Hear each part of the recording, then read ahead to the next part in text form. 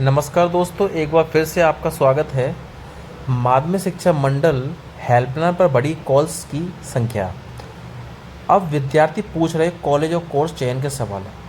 जब जब से 10वीं और 12वीं का रिजल्ट आया है, माध्यमिक शिक्षा मंडल की हेल्पलाइन पर कॉल्स की संख्या बढ़ गई है।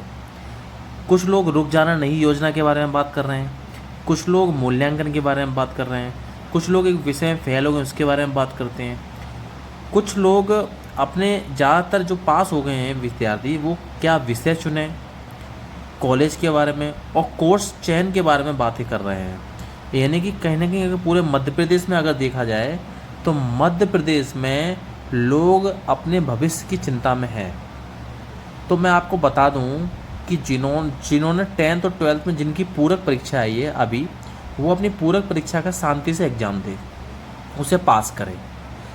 जो बच्चे किसी कारण से असफल हो गए हैं वो रुक जाना नहीं योजना में सफल होने का प्रयास करें और सफल हो जाएंगे, कोई बड़ा इशू नहीं है। जो 10वीं में सफल हो गए हैं अब उन्हें 11वीं में विषय चुनने वाली बात है। It's a very important point for you कि अगर 10वीं पास करने के बाद आपको जो विषय चुनना है, मैं आपको क्लियर कर दूं कि 11वीं में वही विषय चुनना जो 12वीं में हो। आप 12वीं में भी वही विषय से करेंगे आप।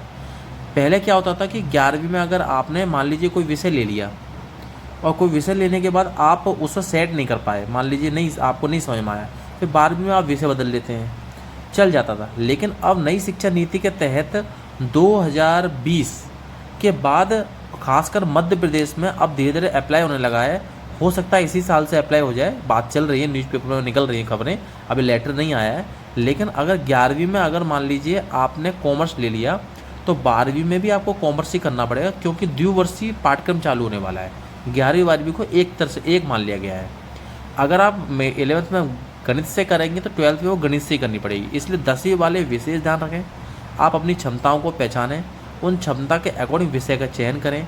एक बार विषय का चयन होने के बाद फिर आपको विषय परिवर्तन नहीं किया जाएगा, होगा ही नहीं। अब 12th क्लास वालों की बात करें तो 12th क्लास वाले कॉलेज के बारे में सोच रहे हैं, तो मैं आपको क्लियर कर दूं कि 12th क्लास वाले 3 वर्षीय पाठ्यक्रम ना करें।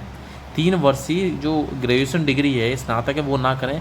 वो 4 वर्षीय जो डिग्री है वो करें। जैसे बीए बीएड होता है, बीएससी बीएड, ये कोर्सेज चालू हो गए हैं। उससे फ़ायदा क्या होगा कि पहले क्या होता था कि किसी ने 3 वर्षीय स्नातक किया, 3 वर्ष का ग्रेजुएशन किया, उसके 2 साल का उसको पोस्ट ग्रेजुएशन करना पड़ता, टोटल 5 साल लगते थे।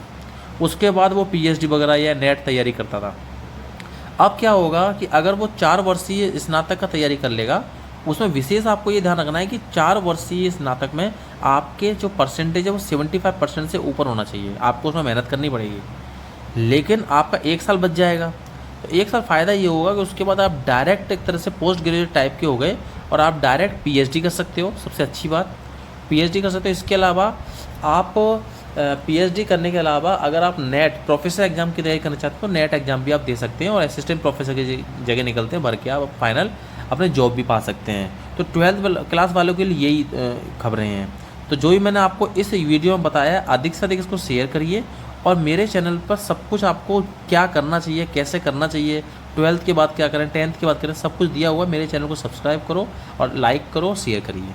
नमस्कार।